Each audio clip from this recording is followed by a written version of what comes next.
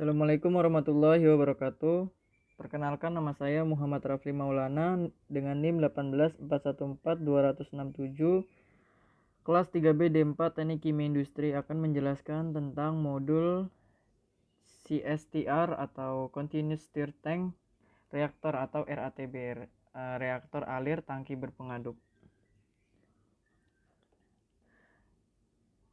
Yang pertama, saya akan menjelaskan tentang tujuan dan langkah kerja pada praktikum CSTR ini. Tujuan yang utama adalah menentukan laju alir reaksi pada CSTR atau RATB pada berbagai suhu dan menentukan energi aktivasi reaksinya.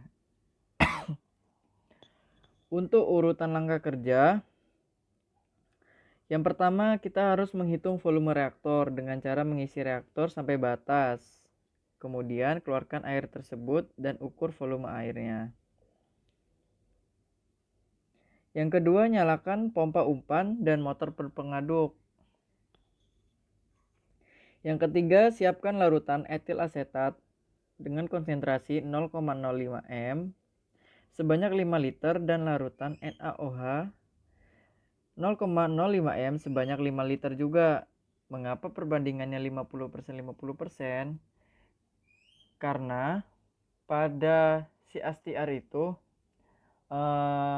merupakan reaksi equimolar, di mana reaksi equimolar itu mencampurkan dua larutan dengan laju alir yang sama dan konsentrasi yang sama. Begitu. Yang keempat itu isi tangki feed 1 dengan 5 liter NaOH sebanyak berikut dan tangki feed 2 dengan etil asetat sejumlah berikut. Kemudian yang kelima itu buka software CAM 304 Stir Tank Reactor. Lalu pada software tersebut atur increment waktu sampling setiap 30 detik atau 0,5 menit dan lama waktu pengambilan secara kontinu atau berlanjut. Yang ketujuh itu aktifkan jendela mimik diagram. Selanjutnya, masukkan volume reaktor yang telah diukur pada menu volume. Kemudian yang kesembilan, itu masukkan suhu reaksi pada menu atau pada tampilan temperatur. Yang ke-10, masukkan konsentrasi umpan NaOH dan etil asetat sebesar 0,05 m tadi pada menu NaOH concentrate dan ATAC concentrate. Yang ke-11, pastikan drain valve reaktor sudah tertutup. Yang ke-12 itu nyalakan kedua pompa umpan dan motor berpengaduk. Jadi pada tahap ini itu sudah dilakukan proses reaksi. Yang ke-13 itu posisikan switch pompa pada manual. Atur pompa sampai memberikan laju alir 30 mili per menit flow rate. Yang ke-14 itu posisikan switch pengaduk pada posisi manual juga.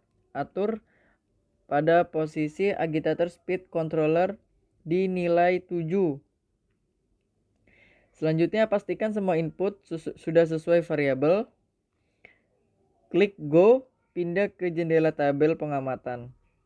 Lalu amati sampai proses mencapai steady state atau measured conductivity constant. Selanjutnya yang ke-18 itu klik icon stop untuk menghentikan pengambilan data, yaitu setiap 30 menit.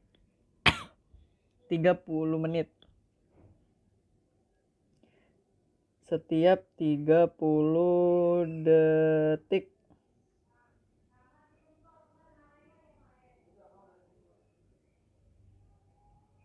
Nah, selanjutnya itu matikan kedua pompa dan pengaduk. Yang ke-20 itu keluarkan semua isi reaktor dengan membuka drain valve atau keluaran di bagian bawah reaktor. Yang ke-21, lepaskan probe conductivity dan bilas dengan air demineralisasi atau dengan kandungan mineral 0, kemudian pasangkan kembali. Yang terakhir, yang ke-22 itu untuk melakukan pengambilan data pada variabel baru, klik begin new result di sebelah tombol go. Nah, selanjutnya kita akan melakukan pengambilan data, yaitu 3 dengan variabel 3 suhu yang berbeda. Yang pertama pada set 1 itu dengan temperatur 20 derajat Celcius dengan volume 1 desimeter kubik, flow rate 31,6, flow rate NaOH-nya 31,6 dan flow rate etil asetatnya 32,3. Lalu kita masukkan pada input parameter. Kemudian waktu reaksi diatur dengan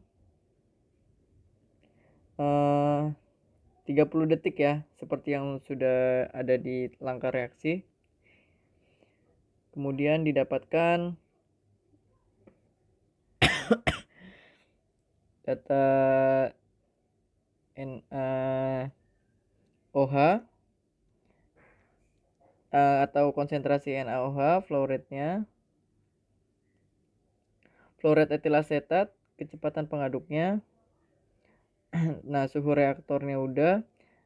Nah, kita melakukan data eksperimennya sebagai berikut. Kita melakukan pengolahan data. Nah, kita atur dalam dalam waktu itu kita atur 0,5 menit atau 30 detik. Kemudian CA ini itu merupakan CA dari NaOH. CA pada waktu reaksi 0 detik berarti itu merupakan CA 0. Itulah mengapa di CA 0 ini sama dengan yang berada di CA pada waktu 0 detik. Kemudian kita mencari 1 per CA untuk interceptnya nanti.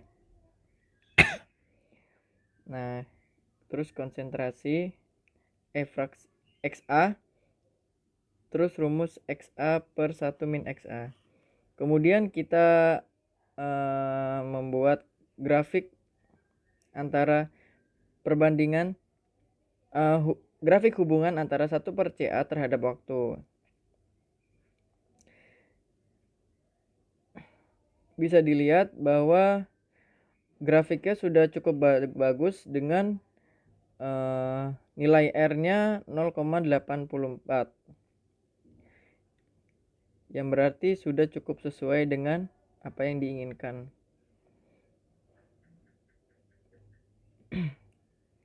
Untuk nilai konstanta laju reaksi pada set 1 itu sudah cukup tidak terlalu jauh nilainya. Mungkin karena perbedaan bisa terjadi karena pengambilan nilai atau angka hasil dari pengambilan angka hasil dari kedua data.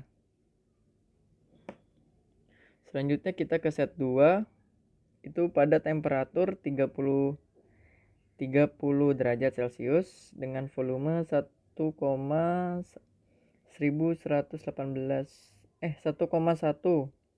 desimeter kubik dan flow rate-nya 31, flow rate NaOH 31,5, flow rate etil asetatnya 32,3.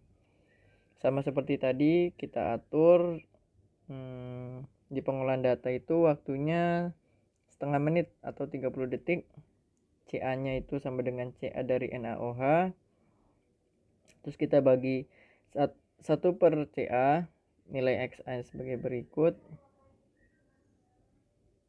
dan nilai Xa. Kemudian kita buat grafik hubungan sama seperti di set 1. Untuk di set 2 itu konstanta laju reaksinya cukup jauh ya. Mungkin karena apa ya, pengambilan data juga bisa terjadi perbedaan dari kedua kurva tersebut.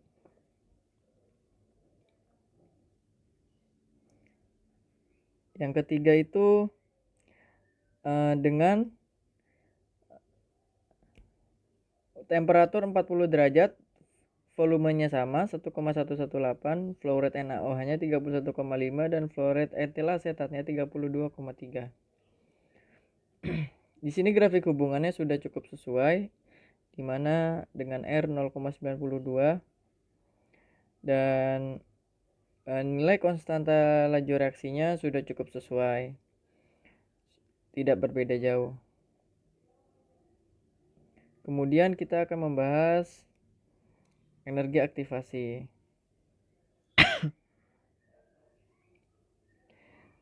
Di mana T di sini itu merupakan suhu dari 3 set tadi.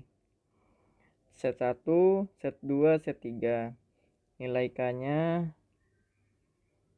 nilai K pada set 1, nilai K pada set 2, nilai K pada set 3.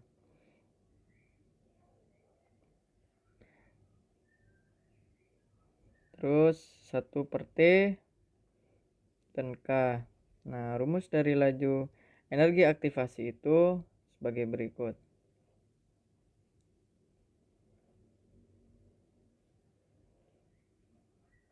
Buatlah pembahasan tentang bagaimana suhu dapat mempengaruhi laju reaksi dan apakah reaksi tersebut termasuk reaksi endotermis atau eksotermis. Kebutuhan energi aktivasi yang dibutuhkan itu sebesar 23.206,9. Ini merupakan reaksi endotermis yang berarti memerlukan energi atau menyerap energi. Itulah mengapa energi aktivasinya cukup besar. Suhu sangat mempengaruhi laju reaksi. Karena semakin tinggi suhu, maka partikel reaktan akan bertumbukan dan mempercepat laju reaksinya, sehingga energi aktivasinya semakin besar. Cukup sekian presentasi yang bisa saya sampaikan. Mohon maaf apabila kurang jelas atau terbata-bata. Terima kasih. Wassalamualaikum warahmatullahi wabarakatuh.